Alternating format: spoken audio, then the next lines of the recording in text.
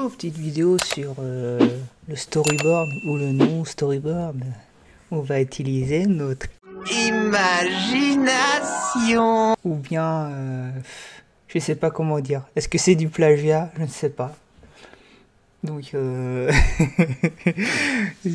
a plutôt fait ça dans dans l'optique de faire de la parodie un peu. Alors donc, je vais vous expliquer quel est le topo. J'ai une marque de cognac dont l'égérie c'est Bondi Badass. Alors vous voyez là, la première vidéo a fait 53 millions de vues, 2 millions. Je ne connaissais pas moi personnellement. Le fait est qu'il est très connu ce monsieur-là. Je voudrais pas faire le mec blasé, mais moi à partir du moment où je le connais pas, Ça m'en touche une sans bouger l'autre. le fait d'avoir travaillé pour cette marque de cognac qui connaît cette personne, etc., ça m'a rien apporté. Hein. Moi, j'ai pris le cachet et puis après, je me suis barré. J'étais merci, vous êtes gentil, vous êtes gentil. J'étais content d'avoir travaillé pour vous et puis au revoir quoi. Le fait est que bah, voilà quoi. Vous voyez, 10 millions de vues. Alors, si vous êtes épaté par ça, tant mieux pour vous, hein, mais moi, ça m'a rien apporté. C'est juste, je vous dis comme ça. Je dis sans amertume, hein, je le dis vraiment sans amertume. Hein, moi, c'est un travail comme un autre. Hein, comme j'ai pour. Vous avez vu Glue Lover ou Jeune Visionnaire, c'est la même chose pour moi. Ça change rien à ma vie. Hélas.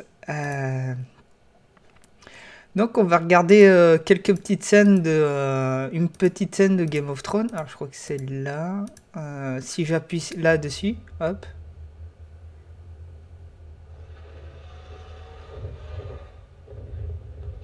Hop, voilà. Gérald de Rive, pas trop longtemps, hein, je vais survoler assez vite. Vous voyez que là il y a une biche. Et là il y a une espèce d'araignée. Hop. Ensuite, on a cette scène avec Yennefer, pas trop long, pareil, hein, parce qu'il y a... Hop, il y a cette scène-là, et j'ai pas envie de me faire strike, avoir des restrictions d'âge sur YouTube, donc je vais pas aller plus loin. Ceux qui ont vu la scène comprendront ce que je veux dire, de quoi je veux parler. Ici, ils sont dans la grotte comme ça. Il y a un combat avec un dragon je me souviens, j'ai regardé. J'aime pas hein, la série The Witcher. Je l'aime pas. Je le dis comme ça, je l'aime pas. J'ai regardé la série et la série tombait après quelques mois après Game of Thrones et le dragon il est dégueulasse. Il est dégueulasse. Les dragons de Game of Thrones ils étaient trop bien et tu tombes sur The Witcher avec un dragon mais qui était dégueulasse. Il était vraiment laid. Donc du coup, je vais essayer de m'attarder sur la scène qui est intéressante, qui nous intéresserait. Ça doit être par là.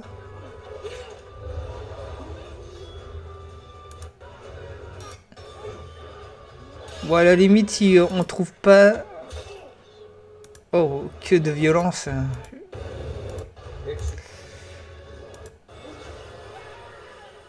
Vous voyez, c'est cette scène-là, hein, vous chercherez par vous-même. Je suis pas sûr que ce soit dans le... Il y a un moment, ils sont dans la grotte et puis il fait jarter tous les personnages d'un coup. Donc voilà.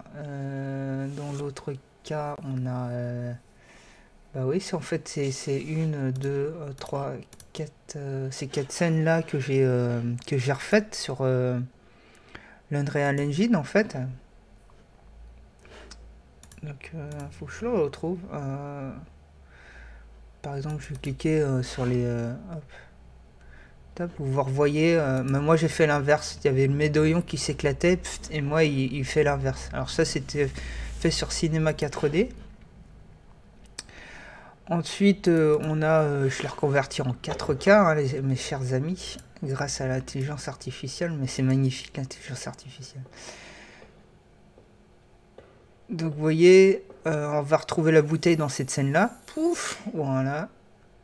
Et là j'ai rajouté un monstre parce que c'était marrant. Alors, du coup, j'ai dû modéliser Bugsy Badass. Je vois, j'espère que vous le reconnaissez. Hein. Il est là, c'est lui, là. Donc, vous taperez par vous-même, peut-être. Mais en fait, on le reconnaît vraiment. Hein, c'est vraiment lui, quoi. Il n'y a pas de... Il n'y a pas de... Ça fait pas un pli, quoi. Ici, toujours... hop. Vous voyez qu'on retrouve, en fait, la scène de Game of Thrones. Hop. Ensuite, il y a cette scène-là, la grotte avec le dragon, là. Sur la grotte. Et à un moment donné, bah, il jette le Geralto de Rive, il fait sauter les personnages comme ça, là. Ouah. Donc voilà. C'est encore une scène parodiée. Donc vous retrouvez la fameuse biche là, hein, toujours pareil, hein, c'est une parodie de la scène, hein, carrément. Ah, du coup moi j'étais... Il y avait un truc que j'aimais bien, c'était la shaky cam dans le jeu vidéo, comment ça s'appelle, Gears of War. Il y a une caméra épaule là qui bouge façon shaky cam, qui suit votre personnage pendant qu'il court.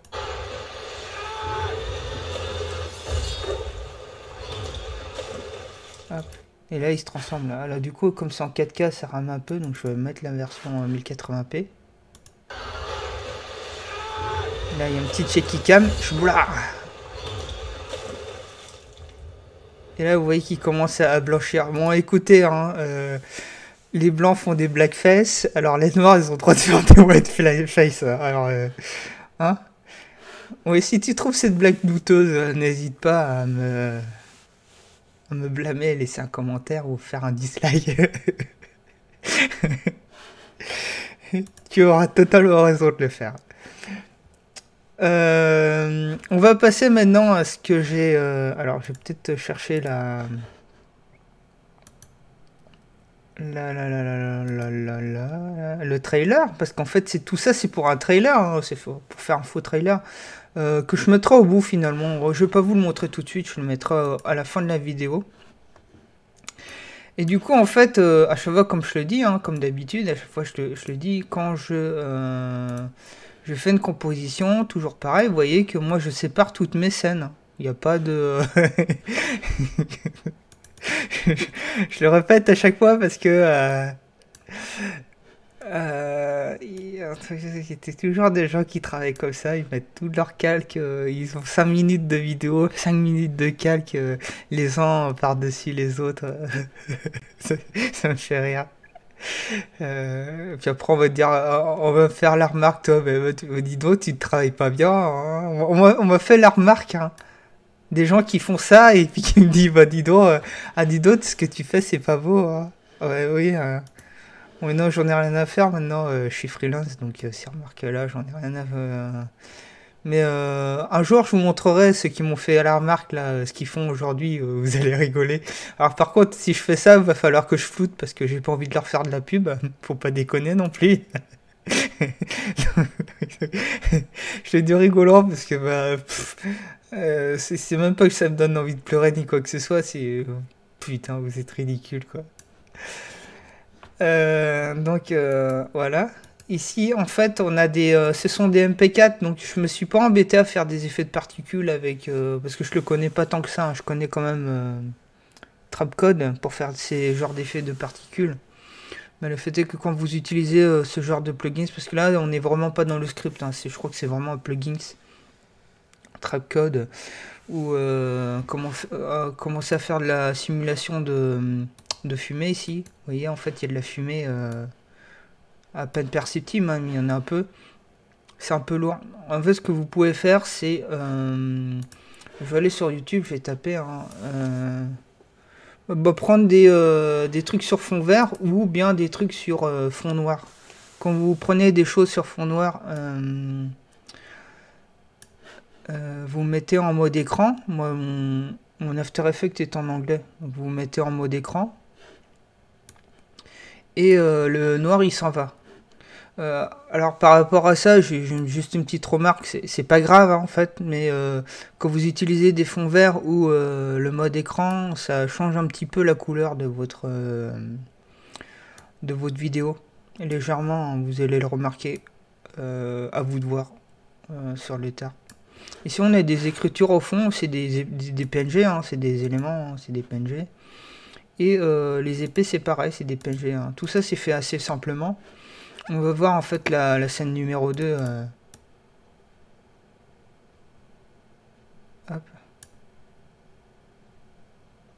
La scène numéro 2, là, pour avoir ces effets de tâche, c'est des couches alpha ou de la luminance. Vous voyez, là, on a luminance inversée, mais en fait, c'est ça, quoi. Si j'appuie dessus, hop, vous voyez, c'est une vidéo en noir et blanc qui fait des tâches comme ça. Alors, si je suis sur YouTube, j'essaierai de... Parce qu'à la limite, vous allez sur Motion Café, hein, moi je me cache pas au niveau de mes références, hein, c'est Motion Café. Il y a une vidéo, mais je le mettrai en lien, en commentaire, en lien YouTube, enfin je sais pas, en lien en commentaire quoi, tout simplement, dans la description, voilà. Des liens pour trouver des couches alpha comme ça, en 4K, etc. Ou sinon vous allez, je vous dis, il y a des vidéos de Motion Café qui vous donnent des liens pour avoir ces fameuses couches en luminance. Donc vous voyez, c'est du noir et blanc, vous mettez en luminance selon ce qui vous arrange en fait. Et ça fonctionne comme des couches alpha. Donc du coup là on a toujours pareil, hein, on a des trucs en mode écran. Là les particules c'est en mode écran. Et vous avez en fait la fumée en mode écran, toujours pareil. Et la vidéo c'est que ça en fait. Ici j'ai utilisé la typo de la famille des incises parce que pour donner un petit côté epicness, c'est d'aller lorgner dans de l'écriture qui était utilisée à l'époque de l'Antiquité gréco-romaine. Donc, alors si vous êtes graphiste, je vais vous donner un peu la... Hop. Incise, typographie, la famille typographie des incises selon la classification Vox Atypi. Je sais plus combien il y a de typos dans Vox Atypi, bah, vous chercherez par vous-même. Bah, on peut cliquer dessus, hein. Il y en a 1, 2, 3, 4, 5, 6, 7, 8, 9, 10, 11. Il y en a 11. Okay. Vous voyez, de la famille des Garald, pas des Gerald, hein, mais des Garald. La famille des... Donc les incises, en fait, on les reconnaît parce qu'il y a des bouts pointus. Ce qui caractérise les incises, enfin, c'est pas ce qui caractérise, mais disons que là où c'est approprié, c'est donné... Antiquité gréco-romaine, on imagine tout de suite tout ce qui est... comment ça s'appelle les dieux, vous savez, les divinités gréco-romaines tout de suite, donc ça donne de l'épicness un peu. Sinon les incises, c'est ce qu'on retrouve souvent, c'est un peu pour votre culture personnelle que je dis ça, c'est ce qu'on retrouve souvent sur les pierres tombales, parce que en fait, comme c'était beaucoup utilisé dans l'Antiquité gréco-romaine, là, on a beaucoup de monuments avec cet écriture-là, donc ça donne un petit côté donc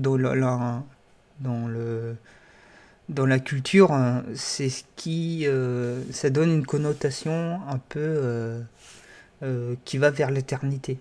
Donc on retrouve beaucoup ça vers les pierres tombales ou ce genre de choses. Puis aussi il y a beaucoup d'affiches de films épiques qui utilisent l'une qui est les plus connue, comment s'appelle déjà celle-ci,